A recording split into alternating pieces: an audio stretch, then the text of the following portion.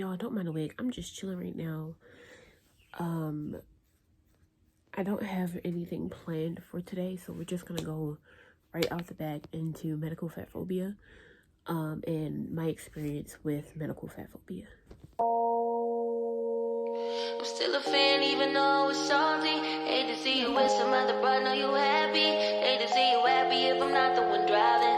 I'm so mature, I'm so mature, I'm so mature. I got me a therapist to tell me there's other men I ain't one night, I just want you. If I can't have you, no one should.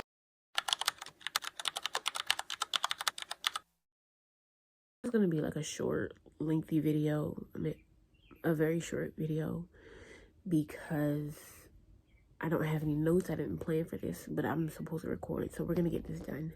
And also, I want to talk to y'all. So, hey, you guys, welcome back to the Fat Love Podcast, where we speak on all things fat. How are you today, and what made your day that way? I am coming out with a new intro, so y'all stay tuned for that. But yeah, let's get into it. So, May 31st of 2022. No, 2021. I was so excited. I was getting ready to get my new job at Amazon. I was so excited. I was so pumped because, like, you get money. Like, I was getting $600 a week. Didn't know how to save that money, so I was always broke. But now I'm learning how to save now. But anyways, back to the story.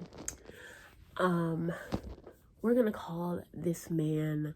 Yes, I know, it's always a man because we cannot trust these men, especially as plus-size black women. But anyways, we're gonna call this man Jupiter. I don't know. It's always a J name. So, anyways, I've known Jupiter since I was 18, and at the time, I believe I was 19. So around May 31st. I was going to go see him. Mind you, I didn't know he was using me. At that time, I was like, oh, this man is in love with me. He always wants to see me. Mind you, I didn't know what love was. I never experienced love. I never had a relationship. I never talked to anybody. So I was like, I don't know.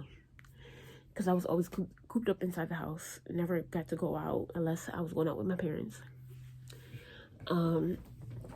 So basically, I was talking to this guy named Jupiter, and I found him off the app called Badoo.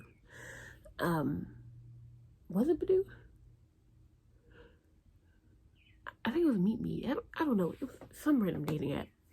So me and Jupiter, like, I still didn't know what love was. So technically, he would always ask to come over, and I'd be like, no, my parents don't want humans over, and 9 times out of 10 I still did it anyway at night.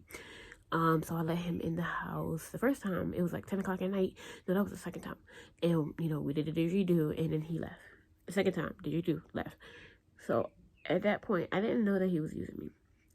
And then there was this one time that I got caught with him, and it was like 5 o'clock at night. Like, the sun was still out, and my father was asleep, my sister was asleep, but my brother was downstairs playing games. So I was like, hey, why not? You can come over right now, do and leave. But that's when we got caught. Don't ask me why I did that. I was just pressed, okay?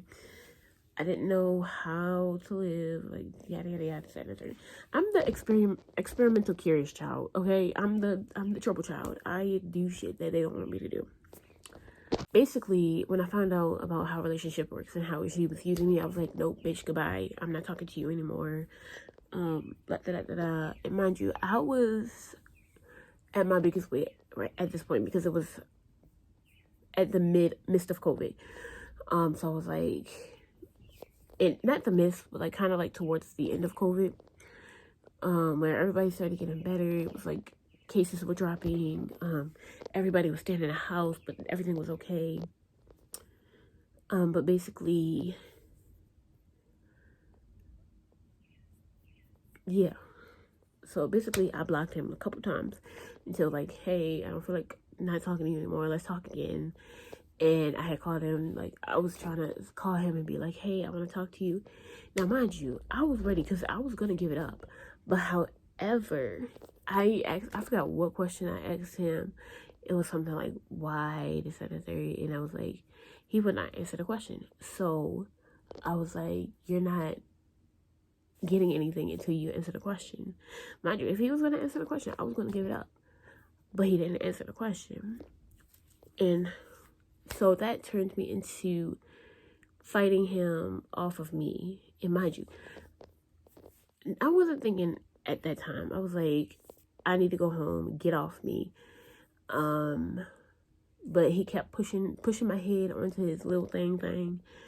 And I realized, like, this man is trying to grape me. And I'm like, mind you, this wasn't a full grape, but this was attempted. So I've never truly been raped, and I do apologize to the ones that have and did not survive. And I apologize, and I am praying for you. God will be there for all of us. Yeah, I love you. So after that happened, mind you, this man also threw my clothes out the window. He slapped me. He was beating me up. Like, I was like, nigga, what are you doing? Like, and I laughed it off. I literally laughed it off. I acted like I wasn't hurt, which I wasn't hurt. But at the same time, like, I feel like I'm mentally and emotionally numb to everything that happens to me. Like, this isn't really happening to me. I don't go through this because I look like this. It's a whole different page and a whole different story with myself.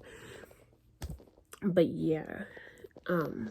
So fast forward a couple days later, I think it was after work.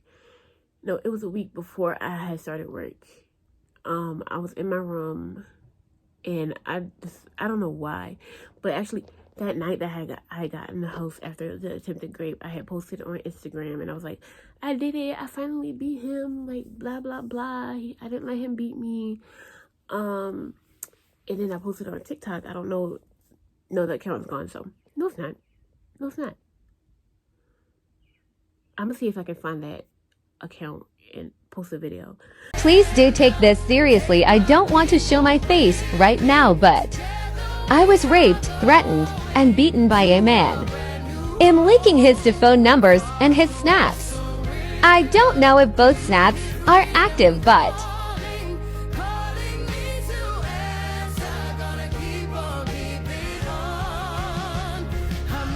and it WASNT because of the content of my clothes. It was his actions. The first one is his number. Please work your magic TikTok. Please do take. But I was basically like, you guys, if y'all have seen this man, he essayed me, he attempted to grape me, like, and my friends were pissed because I did not tell them.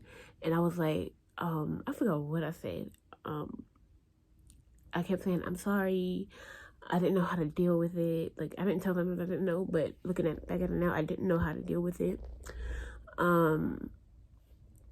Yeah, they was basically mad at me, and we were on the phone for like an hour, and I was basically crying. And my brother, he came upstairs to call me down to eat, and I was like, I'll be there down in a minute. Like, I'm talking to my friends. And then apparently my brother went downstairs with my father, and told my father that I was crying, and he basically came upstairs and asked me what was wrong, and I told him, like, this man assaulted me and raped me. So he called the ambulance, which I still have to pay $700 for, which I'm not mad. My father loves me, and I know he loves me a lot, and I love him. And Father's Day coming up, and I haven't yet to get a gift, but we won't talk about that. When the ambulance arrived, it was two white ladies. One, she had black hair, tall, white, basic. And at that point, I was mesmerized. Like, she was beautiful. This is like how I knew I was bisexual. But at the same time, like, I feel like she was like pitying me, like, oh, we've all been through it, blah blah blah. Mind you, I'm a fat black woman. You don't know what I'm going through right now. You don't know what's spiraling in my head right now. So fast forward to the hospital, and I'm like, they said they had to do a rape kit test on me. They had to do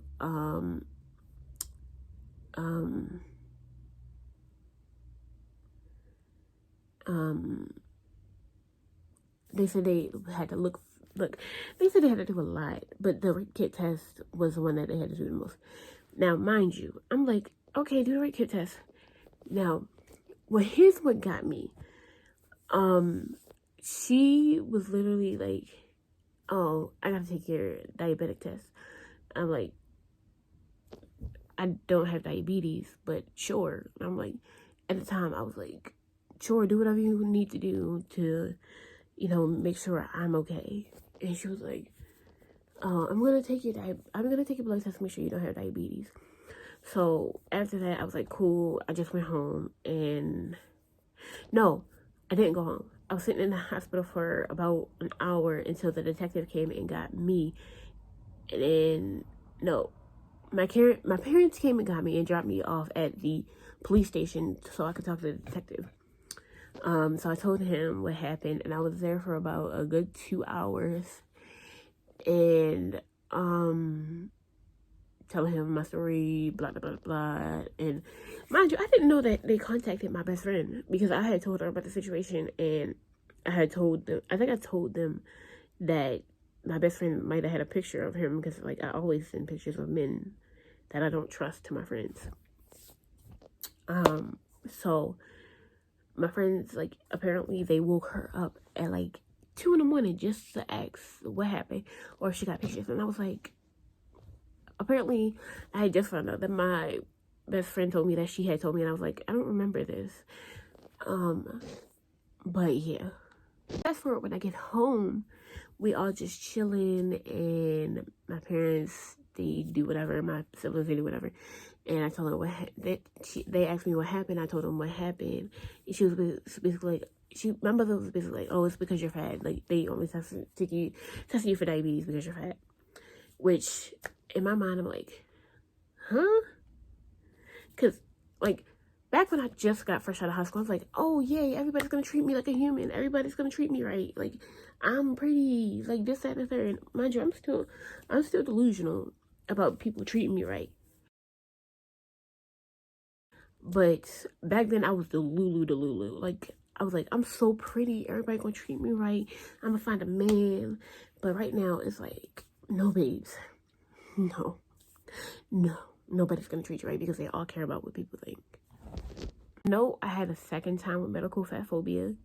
And a lot of this has to deal with people outside of the black race. Like, I've experienced more fat phobia from palm-colored people rather than my own people, which is crazy. Well, Baltimore does have a lot of unhealthy overweight people. I'm not going to say all of us are unhealthy, but majority of the people in Baltimore is very unhealthy because of mental stability. And it's a lot going on in this city. Like, I don't know how to explain it. If you would like to share your medical fat phobia story down in the comments, please do. I might just do like a compilation of people telling me their stories about medical fat phobia, and yeah. But thank you for listening to me vent. This wasn't supposed to be a story time, but might as well. Yeah, I'll see you guys in the next episode.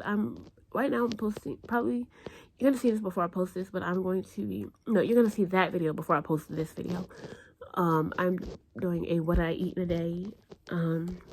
Yeah. Affirmation of the day. Only you know your health. You need to know who you are as a person, your body.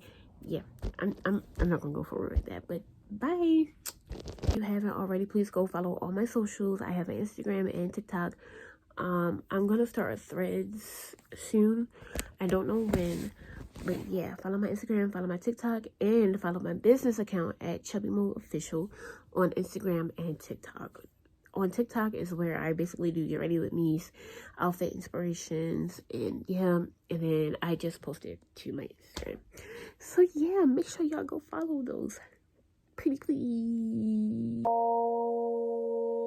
I'm still a fan even though it's salty. Hate to see you with some other broad, know you happy. Hate to see you happy if I'm not the one driving. I'm so mature,